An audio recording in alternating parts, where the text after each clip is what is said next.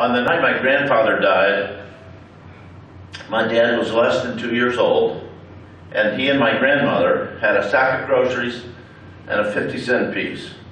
Of course, they also had a rent payment, and those were all of their worldly possessions. I love my dad, and my dad's my hero.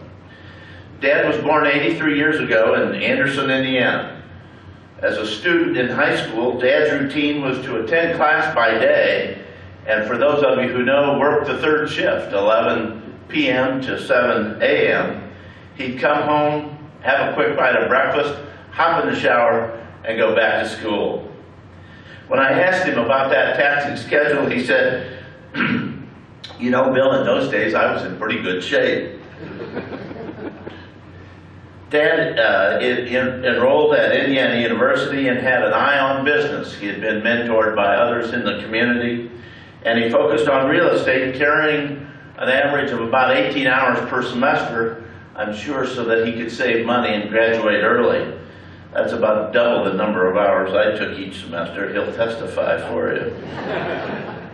After a brief stint working at General Motors in their corporate headquarters in Detroit, Dad served a tour of duty in the United States Army, which highly motivated him to return to school, of course.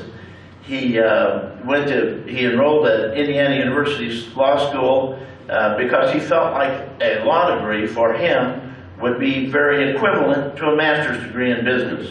And he had had the business experience as an undergraduate, so he elected to go to IU. Dad described to me his very first day in law school. The professor said, "Look to your left, look to your right.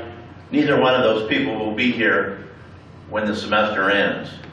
And Dad thought to himself, "I can't let my mom down. I've got to work hard, study hard, and continue through law school." And so he did, with that great motivation.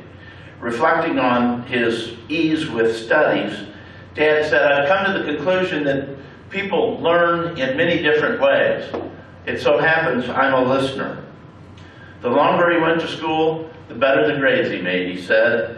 After a long, strenuous educational process, he said he finally learned how to study.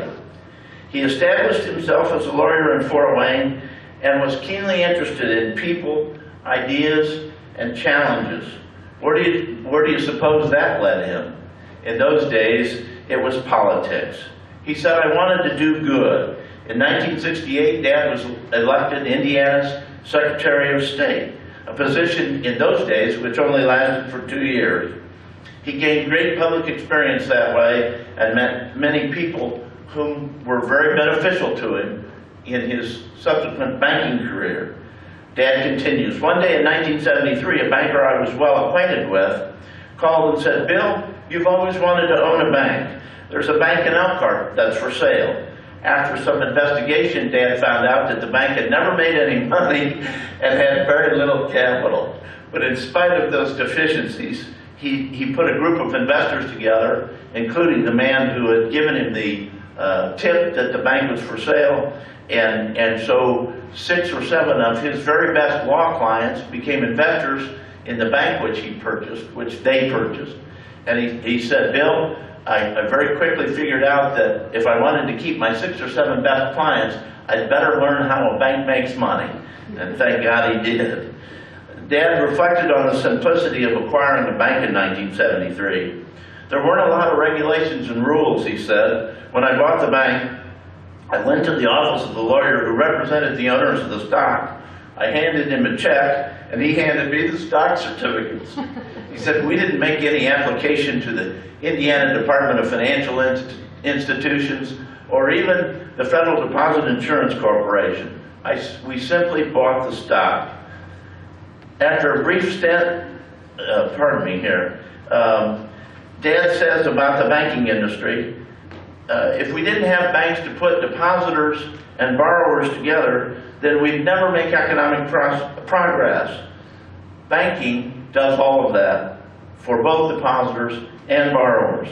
Looking back on his fruitful career, Dad summarizes, "Everything I did was interesting. I met a lot of nice people, and I like to think we did a lot of great things. but I never felt like I was working.